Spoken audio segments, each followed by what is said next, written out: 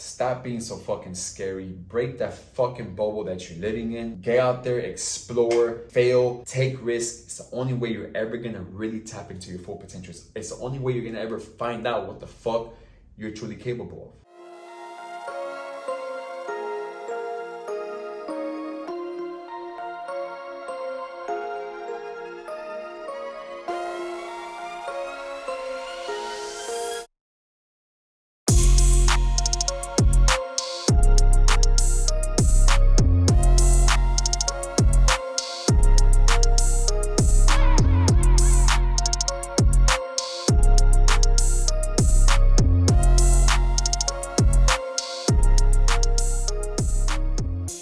The return on investment from being an employee.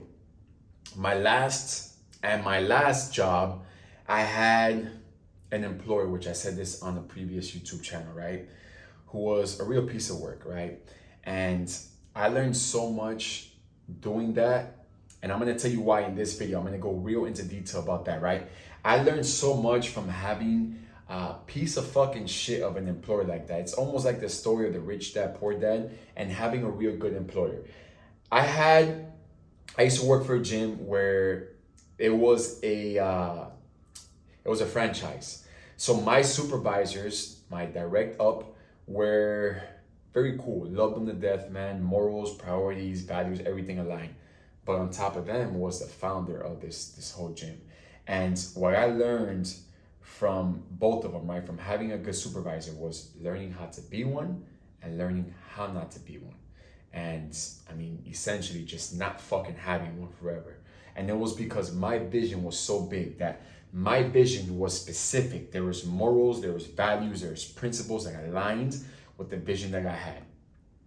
And again, as much as I agree with a lot of this shit that my former employer used to have, there was not full alignment, right? This was not a mission or a vision that I was trying to take to the end with, right? It took me to where I was able to get to, and then I took my exit.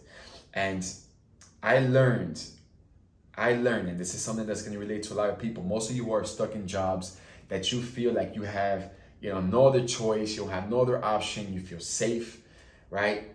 I learned that by taking that risk, right, and really standing my ground, because it all ended because of just, I wouldn't say miscommunication, but it was misalignment, right? They were trying to take me down one path. They were telling me not to do this, not to, continue to like venture off on things that I wanted to do, and just stick to their vision and their vision only. And we just started to it just really set a huge gap in between, right? Where I just ended up leaving the place. But what I figured, as a matter of fact, I got fired. I got fired from this place, and to be honest, if it would not happen that way, if I didn't force myself to stick my ground so much that I was, again, going my own route, I was doing online coaching, I was filming my documentary, I was already doing things that wasn't fully involved with what they wanted to do. They just wanted me to be basically a puppet for their gym. And that was the only way. I literally had to force myself into being fired to realize, like, fuck, this had to happen if I was going to explore my potential. Some of you right now are not going to make that decision. Listen, I tell my story so you can, I don't like to use this word, but hopefully learn from my testimony, from what I've been able to go through, to not wait till that time comes, right? Take action before it. But again, I believe everything happens in my life in sequence for a reason. So that's how my story played out.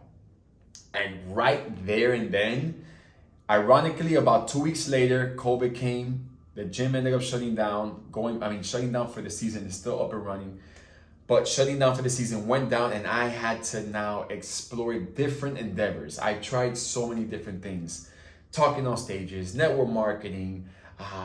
What else, man? Reality TV, right? So many different things that I've tried to do. And during this phase, these beginning entrepreneurial phase, because I've always had an entrepreneurial bone in my body, right? I was always a hustler. I was always able to get resourceful and solve problems for people, whether it be in a wrongful manner or in a positive light, right? But it really forced me to just explore my entrepreneurial internal like potential. And through all those endeavors and all those failures, right, I've actually tried to do this years ago and failed.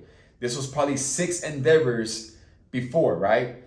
It really taught me to understand the importance of getting over that failing fast phase, right? And as I started to now, do things where I had to delegate certain things to people, I learned how to be a good supervisor, how to be a good leader, a leader that creates leaders, right? Which is what I learned not to do in my last job. So the return on investment with that was experience, right? You have to go through shit that you do not want to go through, that you do not want to be like, to know exactly what it is that you do not want to do. How are you ever going to learn what you don't want to do if you don't fucking do it? How are you ever going to learn who do you not want to be with, let's say in a relationship or someone that you're going to work with? If all you do is look for the perfect fucking partnership, the perfect fucking wife or husband. You understand? So there was still a return on investment. And this might just be me being so fucking optimistic, right? And just trying to take the littlest, the smallest of fucking things that I can take from this, dissect it, introspect it, and make the most out of it. And that's what I did. I literally dissected this man's character and said, okay, I'm not going to be like this bitch trait, never, ever, boom. And I dissected what I could from the supervisors that I had, which was actually a gay couple, 2 lesbians, fucking awesome people, right? And I still took what I can from them, which wasn't everything, and I threw it in my arsenal, and I've just been hiring mentors and emulating other leaders in the process. That's how life is supposed to be fucking lived. Stop being so fucking scary. Break that fucking bubble that you're living in. Get out there, explore, fail, take risks. It's the only way you're ever gonna really tap into your full potential. It's the only way you're gonna ever find out what the fuck you're truly capable of.